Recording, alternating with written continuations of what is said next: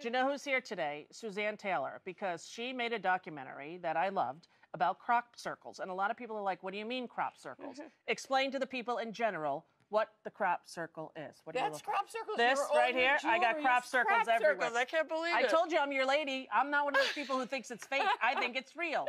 But tell everybody what this is. Well, this is a phenomenon that really could change the world. Right. You know, and it's not paid attention to because it's too important. And it's ridiculed. It's ridiculed, right. Whenever I've talked about this to people, when I saw your documentary, I was like, we got to talk about this. But a lot of people go, what are you, nuts? Well, I'll tell you, we don't have a celebrity. You can use a celebrity for things like this. There's nobody famous who's ever paid attention to them. And because they really can change the world, if we actually knew that we were being visited, and when you said, tell everybody, we're not making them. I mean, this is the size of 2 football fields. Right. So I mean, picture that. Since what, the 1800s, right? Would that be the... Well, actually, the first one that we use in our lore is 1678 from a woodcut. Okay. And it goes from there, and then every 100 years or so, some little thing comes out in the press of the day, disappears another 100 years. In the 70s, it stuck, and the interest maintained, and more people, and now you have this real phenomenon that the world is not paying attention to, but some people are. Now, in parts of England, every year in the summer, right, July and August, these crop circles appear in fields of wheat, intricately designed, and there was a period in the 70s or the 80s where there were 2 men, and they came out and they said, oh, we've been making these crop circles, and they had like a wood plank, right? Right. Now, it turns out nobody can find these guys, and they were paid for by the government, and it was kind of a little bit shady. Well, you have to see the movie to get the real story, Okay. you know. It was 1991. The world was very excited. It was making headlines, and 2 farmers from England said, we made them all. And they got a press release into the world press. 2 farmers from England got a press release into the world press. But the minute the world thought, oh, it's a hoax. It's a hoax. It's too hard to really, because we're being visited. Yeah. There's other intelligence. It's the biggest story that would ever happen to humanity. And big stories like that, cultures resist change like that. They put Galileo under house arrest when he came out with a story as big as that.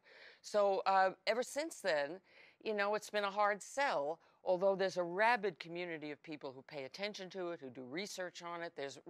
There are lab reports that have gotten into peer-reviewed science journals that say there are changes to the plants, biological changes, chemical changes to the soil that we can't do. That we can't explain either. No, can't explain. So these crop circles appear overnight. Right. The one that you're wearing on your T-shirt, Overnight. the size of 2 football fields. Right. It would be impossible for any hoaxsters to do it. And the precision at which this design appears could not be man-made, correct? Correct. Correct. And there's also the difference in the wheat. Tell about the breaking when there's a fake one with wood versus the non-breaking. Well, what I wanted to say was that, in fact, the hoaxers have gotten better and better, just like you practice, you get better.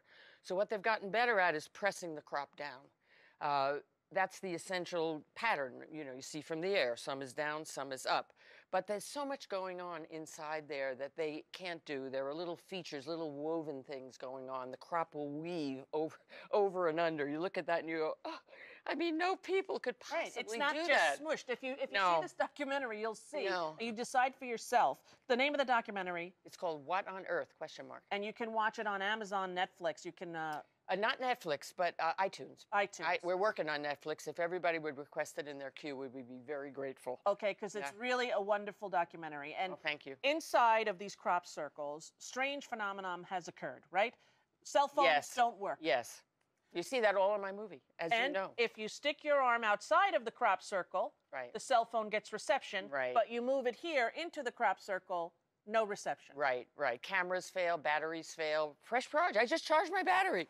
Doesn't work. You know, this is what happens. And what are the people who doubt it? What are their explanations for why these crop circles are... People. That's all they're left with. They used to try to do weather. Cyclones, whirlwinds, whatever. But, you know, one little cyclone whirlwind can hardly put down a geometric pattern. But now the only explanation left, aside from the real thing, is people. And that's what everybody is kind of attached to, everybody meaning the general public. We're going to take a break, be back. More on crop circles when we return. We are back talking about crop circles with Suzanne Taylor. How did you get interested in this phenomenon? Well, I was always interested in consciousness and the fact that we had a very narrow view of reality. And when the human potential movement came along, I go way back, I just glommed onto it. We were learning much more about our inner life and, you know, the bigger picture of reality. And I was producing projects that had to do with the transformation of consciousness, the waking up of humanity. And the crop circles came along just as another subject matter. I thought, oh, if we're not making those, that could change humanity quick, you know, overnight. Right. Not self-development that takes a lifetime. So I got more and more involved and thought, well, how do you tell the world about something? You make movies. So I went out and I made movies. And it's a great documentary. Well, thank you. Do you go every summer to England to be part of the people that wait? Well, I started in 1993, and I went many of those years and then filmed my film, but I haven't been there the last couple of years because the film takes me where it takes me, and it hasn't been to England. Has there been an increase in the amount of crop circles? No, in fact, there used to be more. Who knows why? Don't know why. But the patterns change. There's kind of an evolution of a complexity, you might say. But that, you know, is somewhat irrelevant.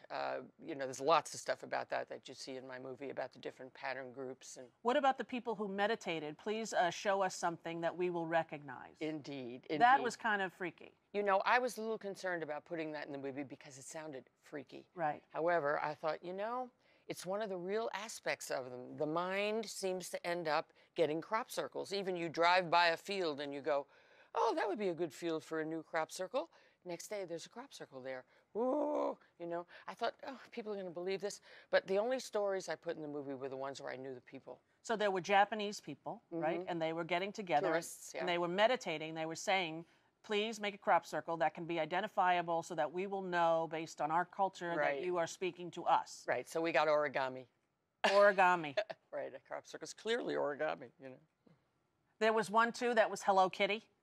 That was a fake. That was a fake. For sure. And how often do you go into one that's a fake and not know? Do you right away know the difference? No, you don't right. I tell you, they've gotten better. You know, you do need to get down on your knees. There are certain telltale marks, and you look for them. You see in my movie a lot of ways that they look for them.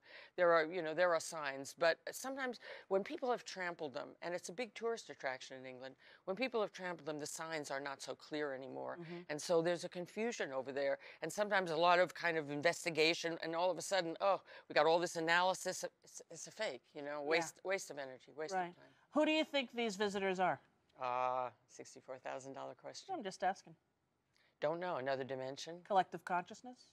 You name it. The only thing I would say about that is it's embodied. It's designing. The only thing that can design, that has a capacity to do that, is embodied creatures. People say, oh, it's nature. Well, what does that look like? How does nature do that? Nature doesn't have symmetry like that. No, well, it does, but it doesn't have individuation like this. Snowflakes have symmetry, for instance. Yeah, you're right. But they don't send us symbols we recognize. Snowflakes do not have our religious symbols or different geometric kind of aspects that give us formulas and what have you. So it's definitely not nature. Did you see the documentary I Am? Oh, I loved it. And did you see about the random number generators? Well, I know that that's an experiment at Princeton that's been going on for a long time, and every time there's a world event of a major proportion, something significant happens to the psyche of the world. And we need to pay attention to all that kind of stuff, because our history books and our reports on reality, they're just not, they're narrow, you know. We need bigger stories. Well, I think if everyone's consciousness can actually change the physical numbers that are appearing in these random number generators, certainly they can create other physical elements in the world. Absolutely, but we respect science, and science can't measure that stuff. Right. It's in another more ethereal realm, and that's what we have to get off of our reliance on empirical science. And you're going to be doing a TED Talk? I am going to be producing a TEDx event. TEDx is the subsidiary in many cities in the world, so I've just got my license to produce TEDx. It's a very big deal. And it will be about doorways to another reality is my subject, not only crop circles. because I'm not just the crop circle lady, even though right now I am. Right. You know? But I'm the lady of, hey, it's a bigger story. Yeah. And we need a bigger story. Look at how horrible the world is. We're destroying ourselves. I agree. Really. We need a bigger story. Really. Hey, if you want to find out about the Crop Circle movie, you can find out more about it on our website, or you can go request it on your Netflix queue, please. Or cropcirclemovie.com. Cropcirclemovie.com. Is where they really want to go first. Where you want to go first. Thank you so much for being here. Oh, my pleasure. Her daughter, Liza Persky, was one of the producers on my old show. That's how I got the doc, and I really loved it. I think it's fascinating. We all need to open our minds and our souls to our full potential. Absolutely. There you go, Suzanne Taylor. We'll be back right after this.